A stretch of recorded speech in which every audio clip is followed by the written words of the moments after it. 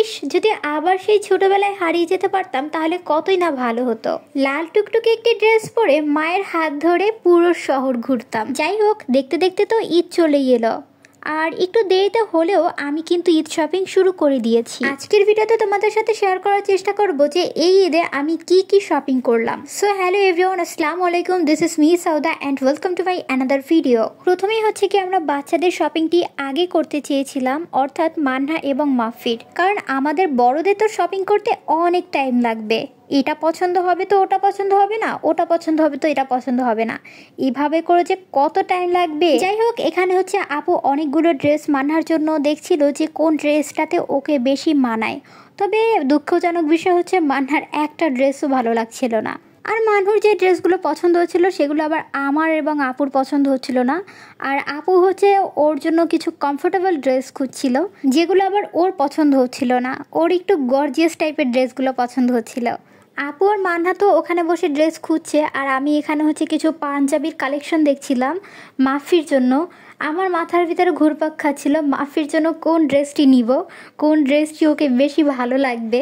আর বিশ্বাস করো, বাচ্চাদের ড্রেসগুলো দেখে আমার মাথা তো পুরোই খারাপ হয়ে গিয়েছে, কারণ বাচ্চাদের ড্রেসগুলো এত সুন্দর ছিল, যেটি দেখে আমি মনে মনে ভাবছিলাম, ইস, যদি আমি আবার ছোট হতাম তাহলে কতই না ভালো হতো। তাহলে আমার মা সেই ড্রেসগুলো আমাদের দুই বোনকে কিনে দিত, আর সেই ড্রেসগুলো আমি পরে টুকটুক করে ঘুরতাম, যেটি আমার বাবা অবাক হয়ে তাকিয়ে তাকিয়ে দেখতো।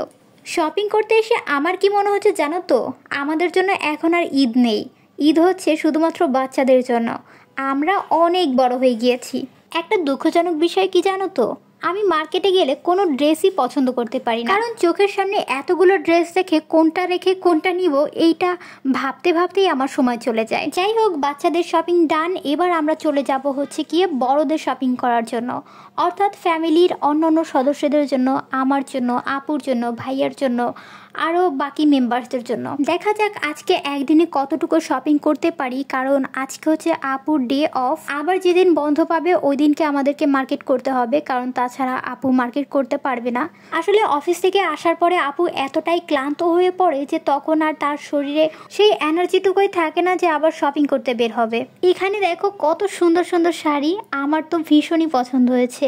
আমি আপুকে বলছিলাম, আপু অন্ততপক্ষে এখান থেকে একটা শাড়ি নেন।